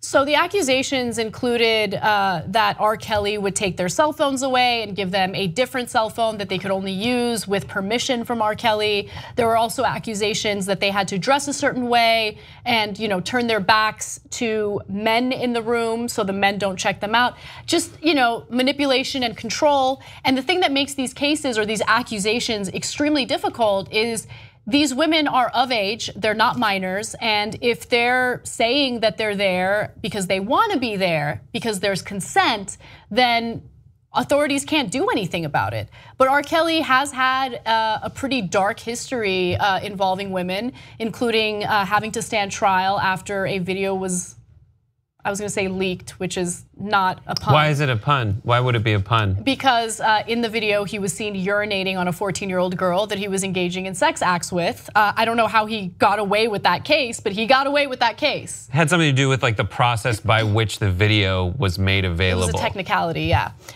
So there's that. There's the fact that he married singer Aaliyah when she was like 15 years old, right? And that marriage was annulled. Then released Age Ain't Nothing But a Number. That's right, that's right. And so look, again, this is a difficult case because if the women say that they're there and it's consensual, cops can't really do anything about it. Investigators can't do anything about it. But whether or not you believe what she's saying, I mean, that's up to you and your interpretation. Yeah, there's a lot going on here. Yeah. You saw a clip of the video. Later on in that video, they ask, so where are you? Okay, we have that video. Oh. Okay, so. Okay, good. That's the part. But before that, she also says, I'm 21, I'll be 22 in 5 days, so I'm mature. If you're talking about how you're gonna be a different age in a certain amount of days, you're not as mature as you think you are. Like, that's I'm 7 3/4 kind of talk.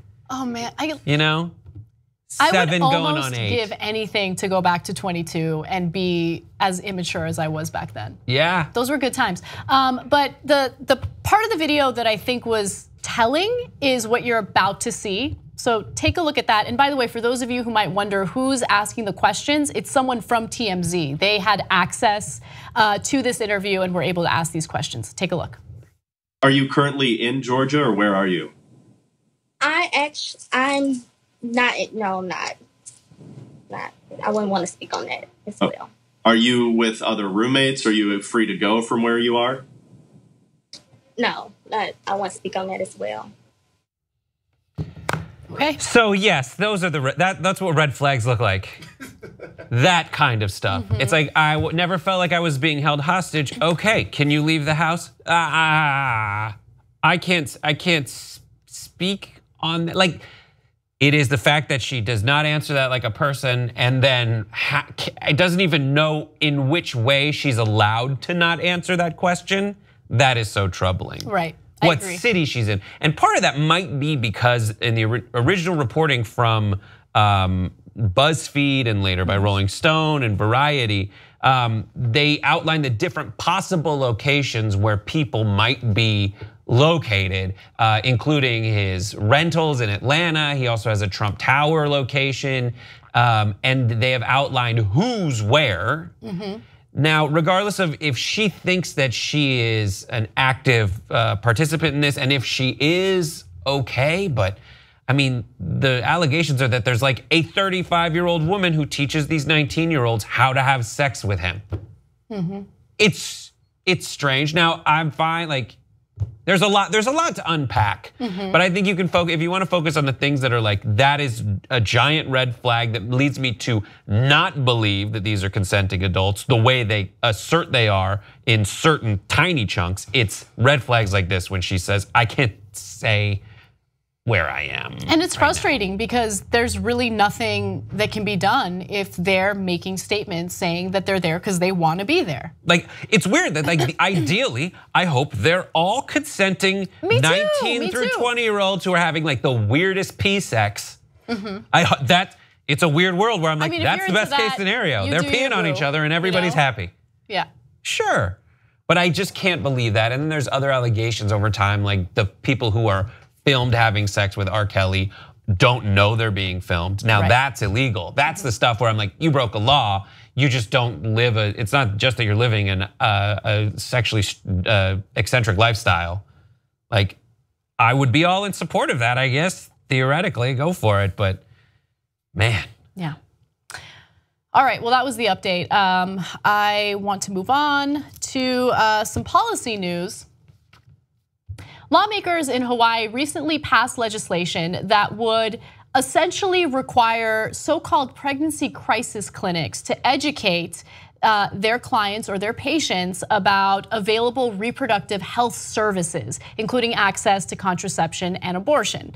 Now, for those of you who don't know what pregnancy crisis centers are, they are essentially clinics that are not run by medical professionals, but they are made to seem as though they are abortion clinics. So if a woman gets pregnant and wants to seek an abortion, oftentimes she will be misled into thinking these pregnancy crisis clinics will provide those services. But once they walk through those doors, it turns out that these are conservative individuals posing as medical professionals who do anything and everything to dissuade the women from obtaining an abortion.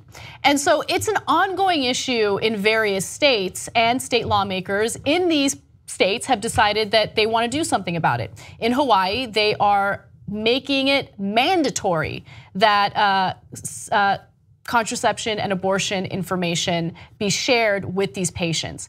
Now, conservatives are not happy about it. They feel that they're being persecuted. So the Alliance Defending Freedom has filed a lawsuit on behalf of one of these pregnancy crisis clinics known as A Place for Women, a church-operated crisis pregnancy center, and 5 other Hawaiian centers affiliated with the National Institute of Family and Life Advocates. So they're saying, you are forcing us to spread a message that we disagree with. So our religious liberty is at stake. But again, keep in mind that they misinform women, okay? Yes. They will tell them things like, if you have an abortion, it will increase your risk of breast cancer, which is completely untrue.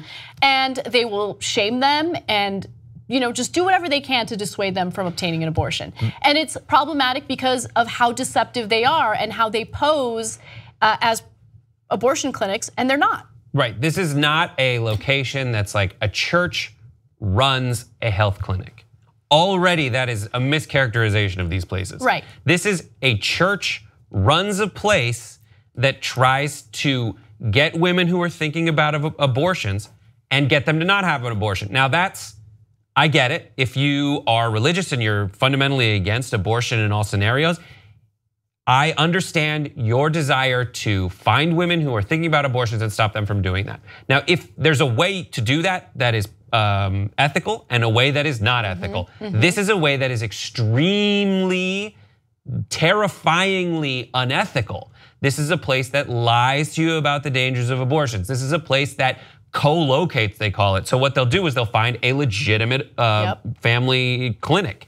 And then next door, they'll put up one of these things that looks the same, smells the same, feels the same, but is not. To the point where they so sneakily have been reported to say, all right, we're gonna do the pregnancy test.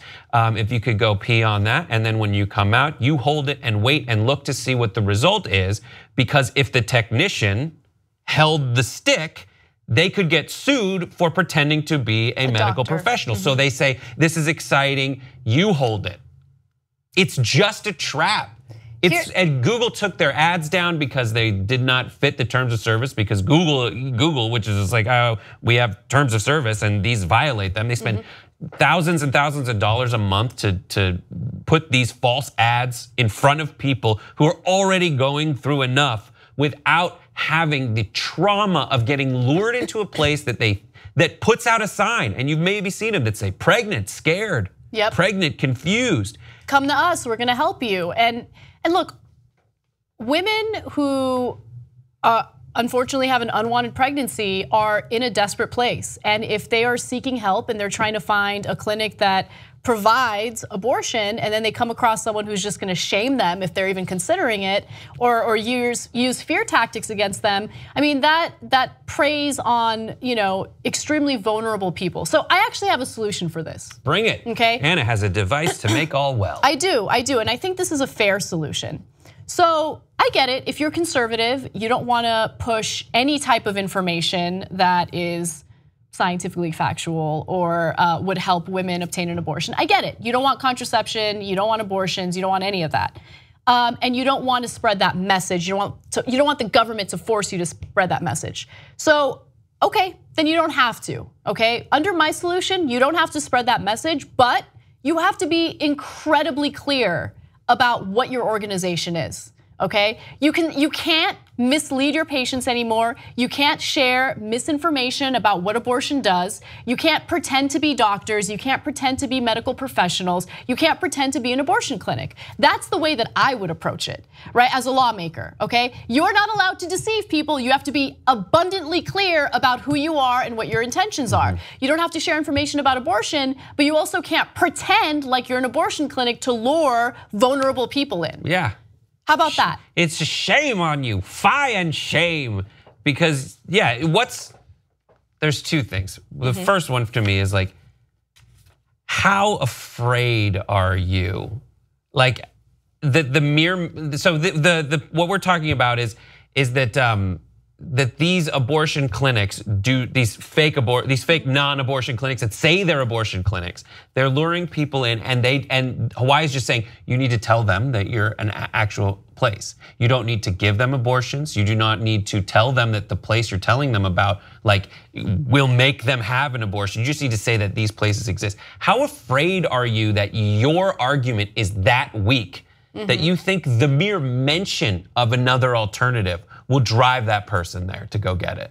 Like, what a weak position. Right. And then you are lying to people because you think you have the moral superiority. Right. Like you think you people over there are so terrible that we're gonna lie to people. It's ridiculous. It's horrible. Yeah. And again, I think there is a better solution to this. And again, they just need to be clear about who they are. I would want more oversight in terms of the way they represent themselves and the way that they mislead patients.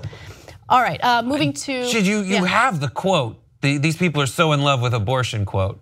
Don't you have it? Yeah, I do have that, yes. This is my favorite quote. It's state-sponsored anti-life activists, according to the people making the lawsuit, are so in love with abortion that they want to suppress the free speech right. Nobody's in love with abortion. No one is. That is such a gross mischaracterization. But yeah, I mean, I don't know if they genuinely think that about people who support reproductive rights. But no, yeah, I guess they do. Yeah, there's nothing fun about an abortion. People don't like them. People don't like being put in a situation where they're pregnant with an unwanted baby.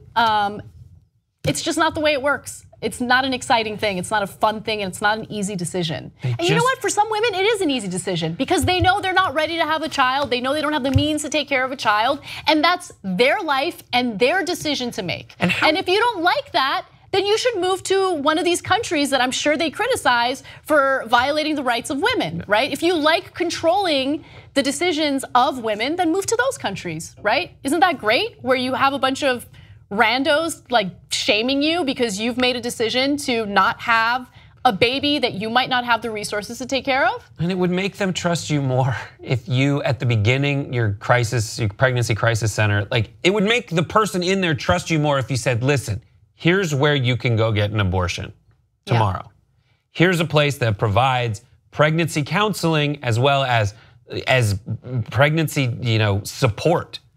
Just fucking kick rocks. Just kick rocks. Go find something better to do. You are. It's rough. They think that they're like Hawaii, moral. They think they're moral. They think that they have that moral superiority, and it drives me absolutely nuts. You're not moral if you shame people and you misinform them about their health. Anyway, you guys should see the movie Magdalene Sisters. It was one of the best movies I've seen. Saw it years ago, and it takes place in Ireland, where these young girls aren't religious enough, and so they're actually persecuted in these ridiculous like Catholic boarding school things. Anyway, it's based on a true story. It's awesome. Those are the people who think they're moral. That's the amazing thing. Torturing and making people miserable because their fairy tales say that that's the right thing to do. Okay, let's move on. Okay. I'm trying to hold back. You're doing a great job. Like, you want to get involved in what's going on in my body. Really? You want to get involved in what's going on in my body? Not now. I wish they would. Like, I wish that I found myself in a situation. No, I don't wish that I found myself in a situation where I need an abortion, but I wish I found myself in some sort of encounter with one of these people who has the audacity to tell me what I can and can't do with my body, right? And to shame me. Oh my God. I'm not even a person who would do that, but I'm afraid of being in that hypothetical situation near you. Because I'm afraid I'd be like collateral damage and it would take him down. All right, yeah. You think I'm gonna put my health in jeopardy? You're actually putting your health in jeopardy. Like, don't you, anyway. All right, let's move on. I don't condone violence. A trans woman decided to troll Texas Governor Greg Abbott by taking a photo with him, not doing anything disruptive, but after he had a speech where he announced that he would run for another term as the governor, she decided to approach him and take a friendly photo, and then she proceeded to post that photo online with an awesome caption. Now, Ashley Smith is her name, and the caption to her photo, which let's put up so you kind of see what it looks like. The caption to that photo said the following: "How will the potty police know I'm transgender if the governor doesn't? #BathroomBuddy." So good. And I love that because it's so true. And it also highlights an issue that I think we don't really discuss enough when it comes to these transgender bathroom bills.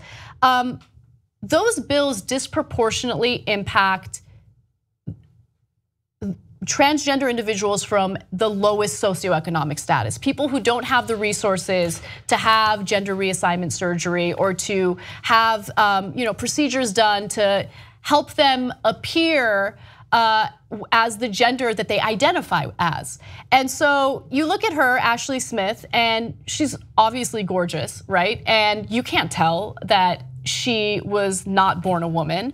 And so she's gonna be fine if she goes to a women's bathroom and uses a women's bathroom. No one's gonna question it. However, if you are from a poor background and you don't have the same resources that she had, well, what do you do? If you just aren't, yeah, nothing. I just don't understand. I've never understood the instinct to give a damn about who else is using that bathroom. I know, I don't even understand. I never get it. Like I've seen it. I was in a airport and a trans woman was walking into the women's bathroom and like did not look as like feminine, I guess, or whatever we're trying to articulate as Ashley here. And I was like, fucking go do that. You just go do that. Right. You go. Well, because like she was like, like it was like, listen, what you've been through to get to the point where you are as confident as you are walking into that bathroom. Right. Like, just go pee. I'm not gonna tell people to hold it. What am I, like a third grade teacher? I have many things to say about this. First of all, anyone who dilly-dallies in a public bathroom is strange to me, and I feel like there are people who do that, right? Like especially on a plane or something. It's disgusting. Why are you taking your time? Like I can't wait to get out of there, right? Just because it's gross in those places. It's gross. There's pee-pee everywhere. And we're talking about public bathrooms right now, right? So these bills would force transgender people to use the bathroom that they were born with the gender that they were born with. Okay. I don't want to have a conversation with anyone in the bathroom. I don't interact with anyone in the bathroom. I'm in, I'm out. That's what usually happens, right? Oh, I thought, well. And so these like fear tactics about like, oh, they're gonna sexually assault people. No, they're not. No, they're not. In fact, if you are a trans woman who's now forced to go into the men's room, there's a higher likelihood that you could face some retaliation there, okay? So if you genuinely care about protecting people, then you should understand that this type of legislation is ridiculous. Also, anything you would be afraid of happening in one of those bathrooms is still illegal. Yeah, exactly. They're like, I mean, these things like they're rooted in sensational rhetoric about trans people attacking people in gendered spaces. Listen, trans or cisgendered or whatever you want to label it, attacking people in gendered spaces, no matter who you are, is still illegal. Exactly. And it does, and so that can still be prosecuted. So what are you afraid of? All the actions you're afraid of are still illegal. I don't even think they're afraid of what they claim they're afraid of. This is all about creating a system where it's totally okay to hate on individuals that you're ignorant about, that you're hateful toward. Just live and let live. Whatever happened to that? Even right? Donald Trump said to Caitlyn Jenner, use whatever toilet you want. You know what the Republican Party is like? They're like the HOA. Right? The homeowners association? Yes, they're like up in your business all the time. Like, are you tiling your floors? Are you using the right bathroom? Are you peeing the right way? Just shut up! Get out of my business. It's none of your business. It's none of your business. Live your life. It's like they have so much time on their hands to like think about these nonsense issues, right? And make life miserable for people. Just focus on your own life and focus on doing what you were elected to do, which is representing the best interests of the people. Because let me tell you something, I'm sure there are people that are hurting economically in Texas. So why don't you focus on that, Greg Abbott, instead of focusing on which bathrooms people should use? I'm always looking for people's motivations behind doing stuff. And a lot of times the ignorance leads to the fear, and the fear is the hate, and the hate leads to violence, all this stuff. Which is why I love this whole thing that happened with Mr. Ashley. It shows that, oh, you're not uncomfortable when you don't know. So their discomfort comes, oh my God, I'm so transphobic, that person touched me. And he doesn't even realize it, so suddenly he's smiling all big. So he's fine. Nothing rubbed off on him. He's not gonna become a trans woman now because of someone that touched him. So as soon as they figure all this out and they're no longer worried about it, then maybe their brains have to reset first. It's a fear, it's all fear-based. And I think they're a little afraid that he said, oh, who's that hot chick who's about to come take a photo with me? She's really beautiful. She's real good looking. Yeah, she is. All right, guys, unfortunately we're out of time, but we will have a members only post-game show for you. So if you're a member, check it out. If you're not a member, we have a month of free membership, tytnetwork.com/join. And also TYT Classics tonight, the great return of TYT Classics. What? Make sure you check that out. JR and Brett will be here with me doing these awesome members only shows. So for everyone else, have an awesome night. We love you and we'll see you tomorrow.